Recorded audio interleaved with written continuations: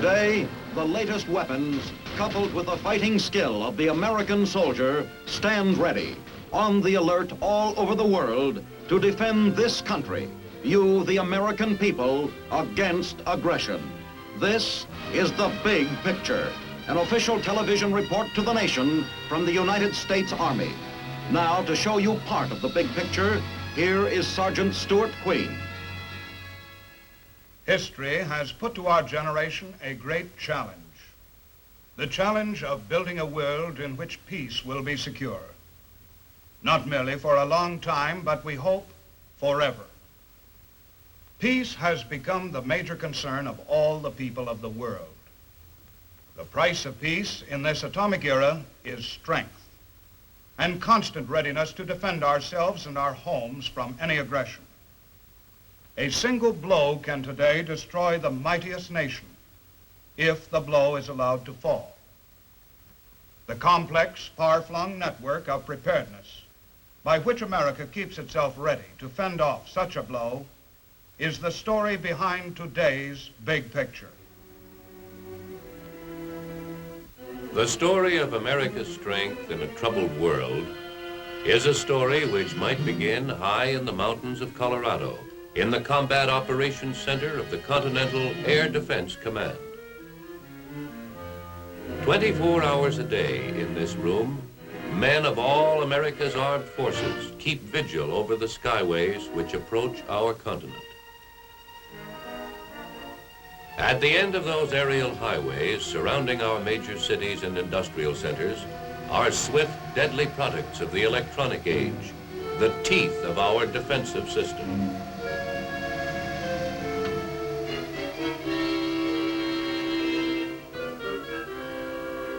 The Army's Nike-guided missiles and the fighter interceptors of the Air Force are ready instantly to repulse any attack directed at our shores.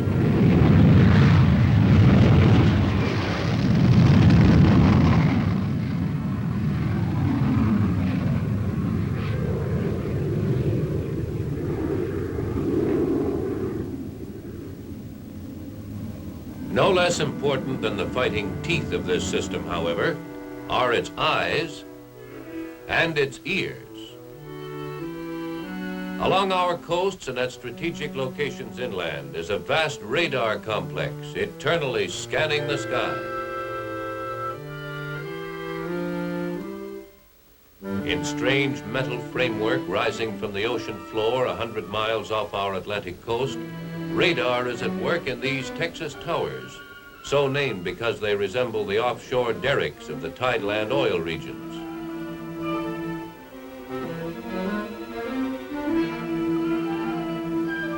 Radar defenses are carried still farther out to sea aboard radar picket ships of the Navy.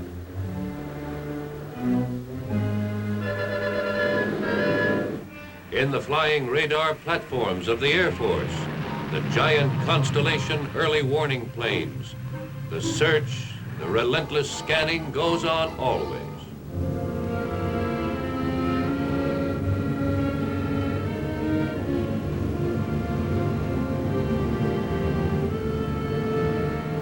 In cities and towns throughout America, volunteers of the Ground Observer Corps supplement the radar system by tireless observation of the skies overhead. And beyond the United States, far to the north, stretches the latest link in this gigantic network of sight and sound, the remote radar stations of the distant early warning system, which we call the dew line. To erect these stations in regions few men had ever seen a short decade ago was itself an achievement of great proportions.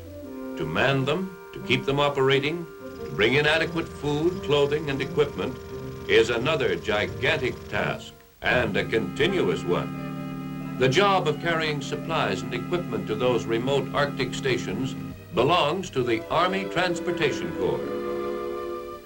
These men of the 589th Transportation Company at Fort Eustis, Virginia, after weeks of training during the spring and early summer, are about to commence an arduous Arctic journey for which their training has been a step-for-step rehearsal. 589th Arctic Voyage begins with a nighttime trip to Fort Eustis's third port. Here they will board landing craft which will carry them to larger ships in the harbor.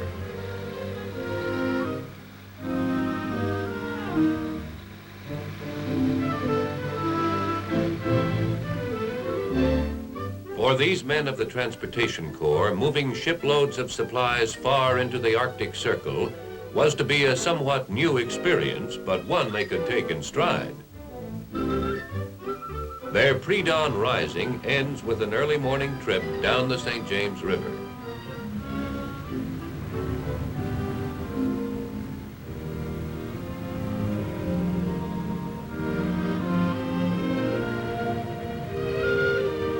After a hectic night, men in the lead vessel find time for a short cat nap on the way downriver, the last they may get for some time to come.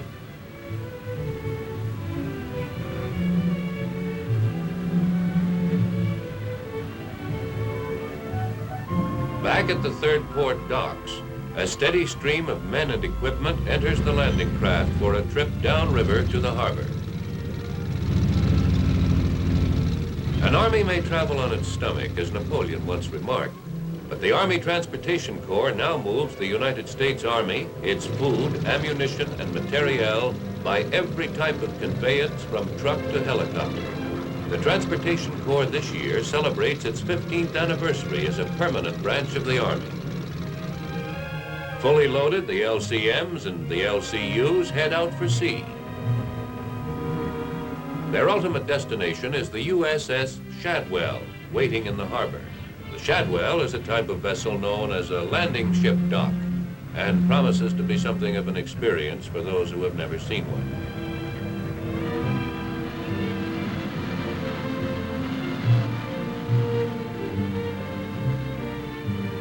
Afloat in the harbor, the Shadwell looks deceptively small, resembling many conventional seagoing craft.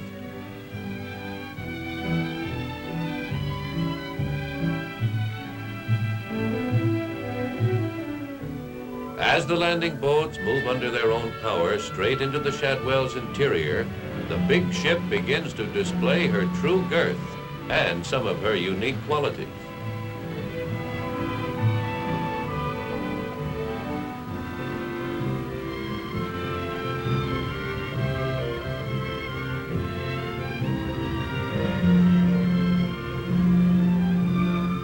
The Shadwell, which will transport the 589th to their first operations area on the east coast of Baffin Island, is a vessel especially designed for this type of large-scale loading and transporting operation.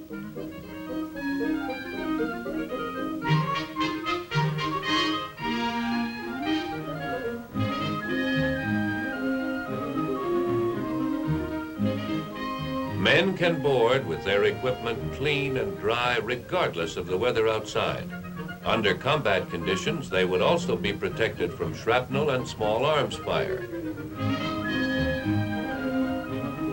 Like some kind of legendary giant whale, she opens her gaping maw and takes into her vast interior whole boatloads of men and equipment to disgorge them later on the other side of an ocean. As her official designation implies, she is both a ship and a dock.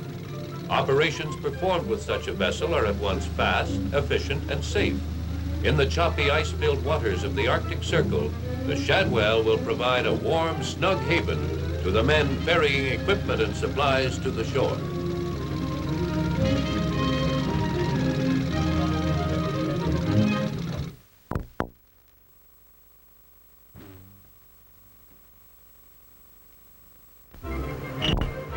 Ships loaded, anchors are weighed.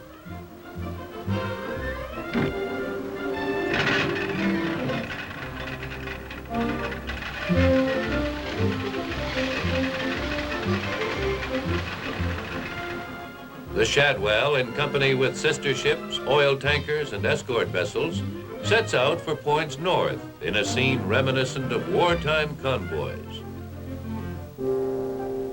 About this time also on the west coast, the reef knot The Jumper Hitch and other vessels are forming a second convoy which will set out from Seattle, Washington with supplies and equipment for the Alaskan end of the Continental radar chain to the north.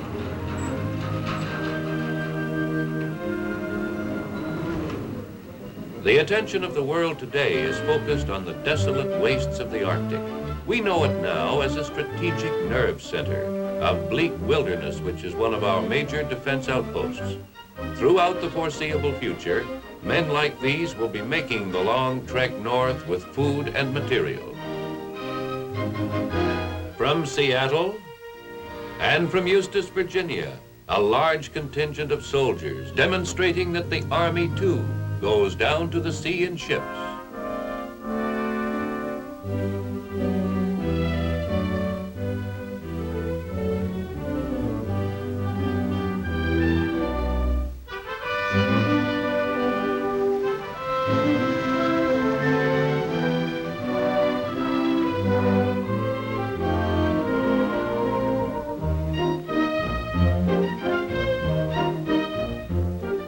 Mail call. Following a brief stop off Newfoundland, the Shadwell's only port of call en route to Baffin Island. Time to read, catch up on your rest, stock up on good warm food. All the advantages of what the travel posters describe as a salubrious sea voyage.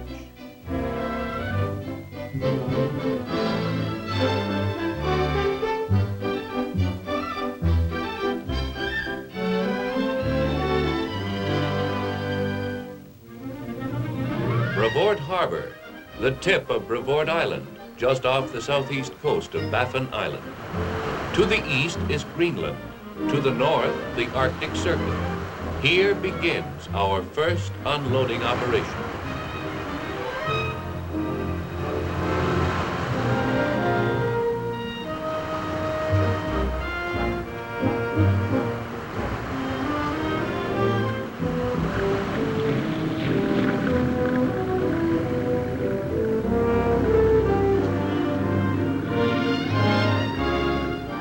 Brevoort is one of the newest of the Dew Line radar sites, still under construction at the time of the Shadwell's arrival. The cargo the Transportation Corps is bringing in thus consists mainly of building materials for the site, provisions for the engineers, and construction equipment.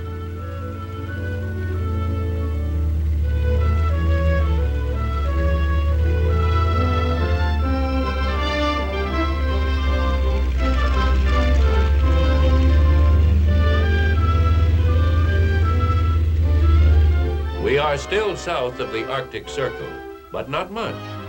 These are Arctic conditions, and a well-insulated tent can make the difference between a sound night's sleep and 8 hours of shivering cold.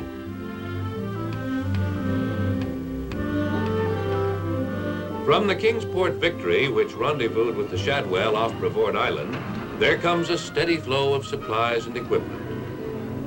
Crates of food and material, and a mountain of drums of fuel oil and gasoline to run equipment and warm its operators through the long winter ahead.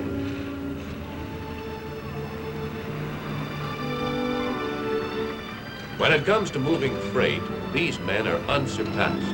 Even in peacetime, the Transportation Corps is one of our largest movers of freight. Unloading operations in this region can be extremely treacherous, as drifting ice floes move into areas which yesterday were clear.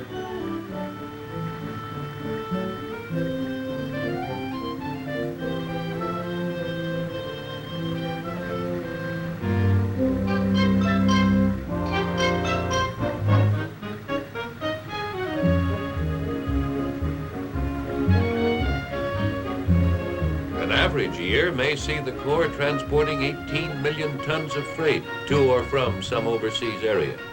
All this is in addition to some 20 million long tons of freight moved within the United States itself.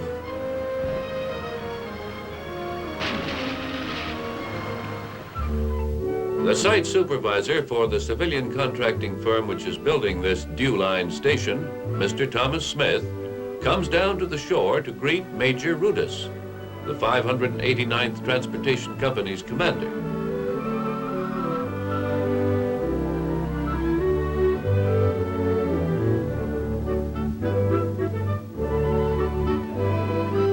Through every kind of weather, from the moment of their arrival at Brevoort on July 26th until departure time, August 14th, men of the Corps will be moving supplies and equipment ashore during each daylight hour.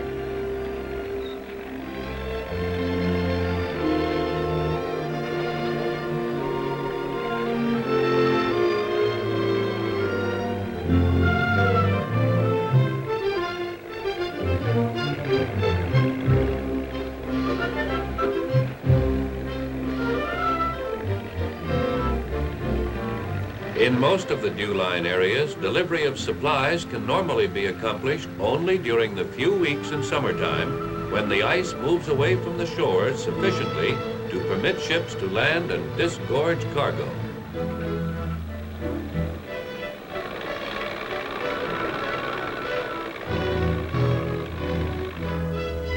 When these ships leave, the men who remain must survive on the stockpile of supplies which are left behind.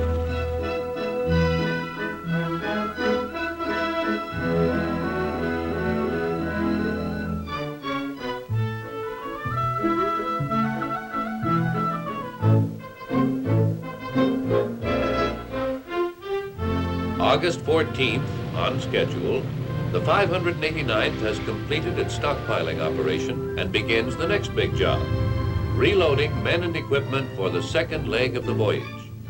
Within a few hours, they will be once more at sea and on their way to the Dyer radar station, which lies well within the Arctic Circle. Meanwhile, of course, the Seattle-Washington contingent is similarly occupied. Charged with responsibility for sites on the Alaskan end of the dew line chain, they work almost round the clock, building up the stockpiles they will leave behind for the long Arctic winter.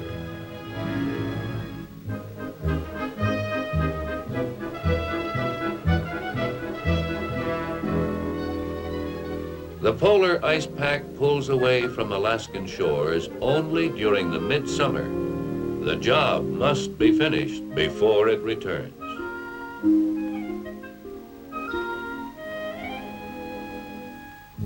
These scenes are being repeated all across the northern latitudes of our continent, and so they will be for many years to come.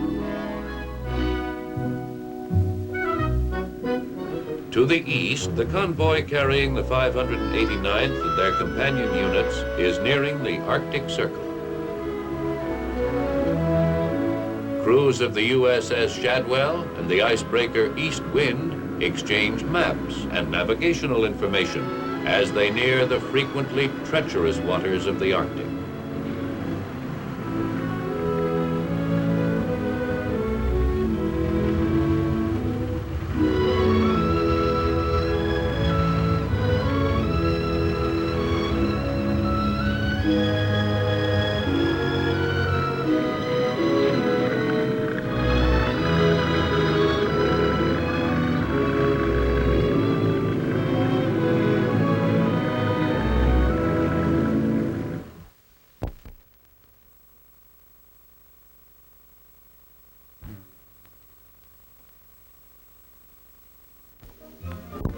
Aboard ship, a celebration. New recruits for the Royal Society of Blue Noses, that select fraternity of men who have crossed the Arctic Circle.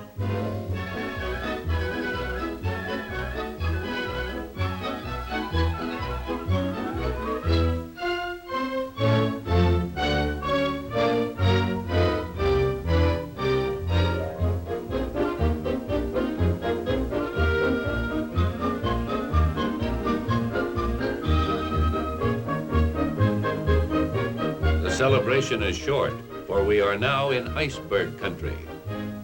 Of all the hazards which the seafarer must face, there is nothing more formidable or more treacherous than ice. Ice has destroyed entire fleets of ships and obliterated all traces of expeditions. Unlike hurricanes, icebergs do not herald their presence with dark clouds and falling barometers. Even radar finds their smoothly washed and often rounded sides hard to pinpoint.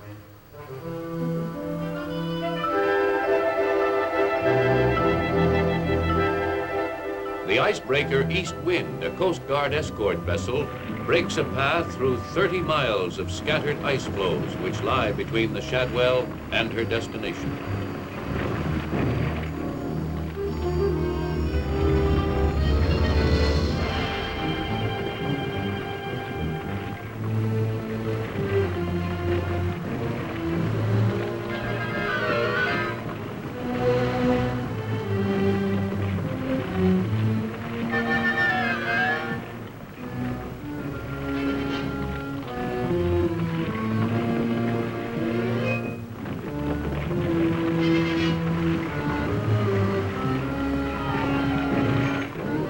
Nature, which took thousands of years to build an iceberg, still laughs at men's efforts to destroy one. Gunfire has little or no effect on icebergs, and men dare not risk boarding them to lay dynamite charges. But when they are already in their final stages and rotten with slush, a strong-hulled vessel may break them into pieces and hasten their destruction.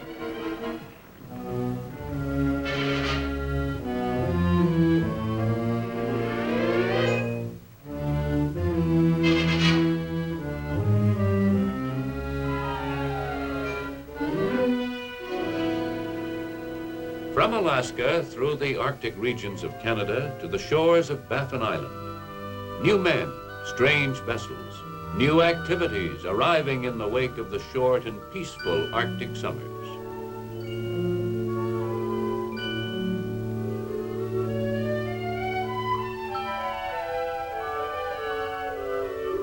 What changes this will bring to the ancient pattern of life in these regions, no man can say.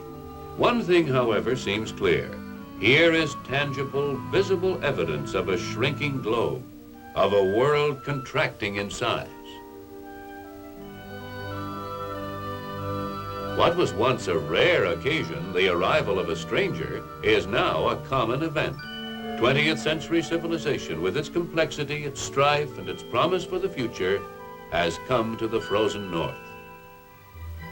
The dew-line sites which these Transportation Corps units are supplying belong to the northernmost phase of America's detection system. To the south are other radar chains, in Canada and along the Canadian border. Two countries working together to provide their own long-range defense, an unparalleled example of harmonious cooperation between sovereign nations.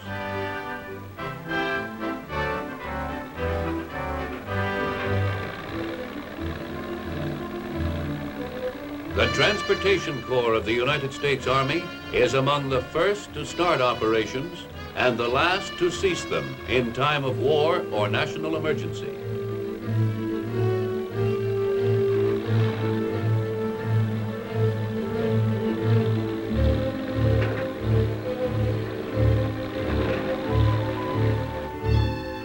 Wherever American troops and supplies must go, the Transportation Corps will take them. Take them and bring them home. Experts in moving mountains of materiel and millions of men, the Corps can look upon its new duties in the far north as merely one more interesting assignment.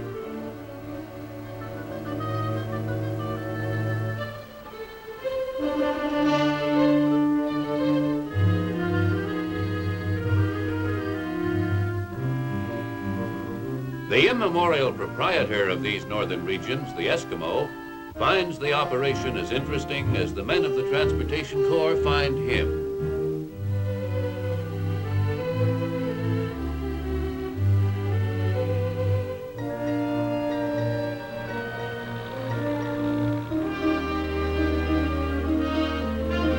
The corpsmen, who are not Eskimos, bring their own customs with them.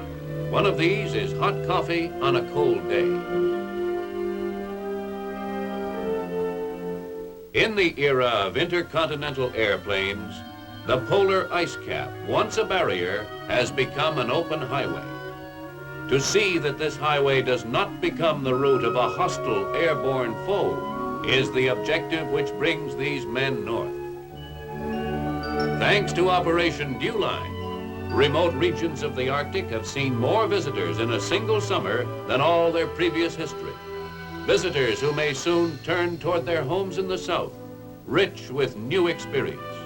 Rich, too, in the knowledge that thanks to their summer's work, sentinels will be on guard in the frozen north throughout the long Arctic night ahead.